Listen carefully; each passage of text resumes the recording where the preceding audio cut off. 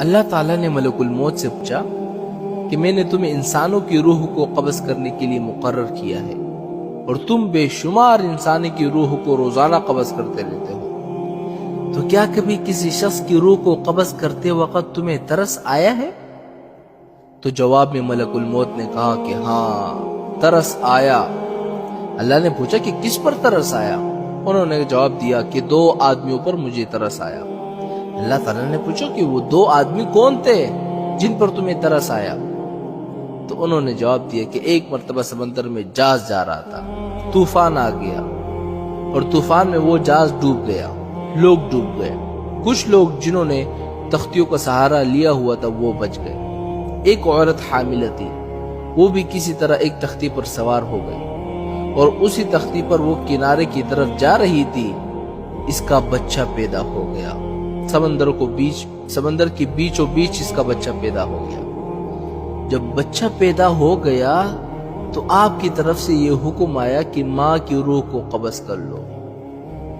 میں نے سوچا یہ بچہ ابھی دنیا میں آیا ہے، نہ اس بچے کا کوئی گھر ہے، نہ ماں باپ ہے، نہ باپ ہے، نہ کوئی رشتہ دار دیکھنے والا ہے۔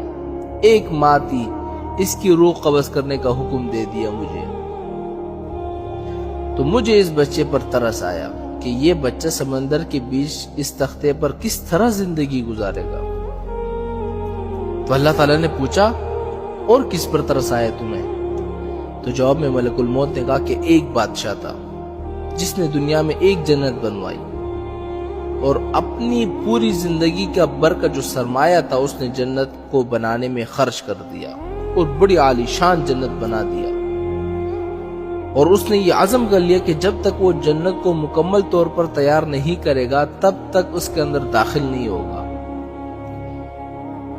بہت بڑا عرصہ گزرا، جب مدتوں کے بعد جنت تیار ہو گئی تو اس وقت اس نے جنت کے اندر جانے کا ارادہ کیا۔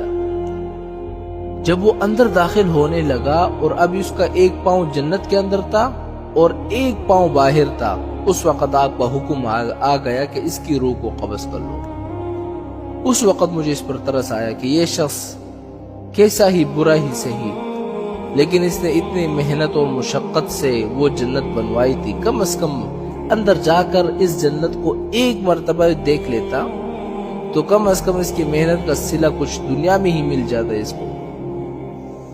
تو اللہ تعالیٰ نے فرمایا کہ اے ملک الموت، تم نے ایک ہی آدمی پر 2 مرتبہ ترس کھایا، اس لیے کہ یہ بادشاہ وہی بچہ تھا جس کو تختے پر تیرتا ہوا تم نے دیکھا تھا، اور اس کی ماں کی روح قبض کرتے وقت تم نے اس بچے پر ترس کھایا تھا۔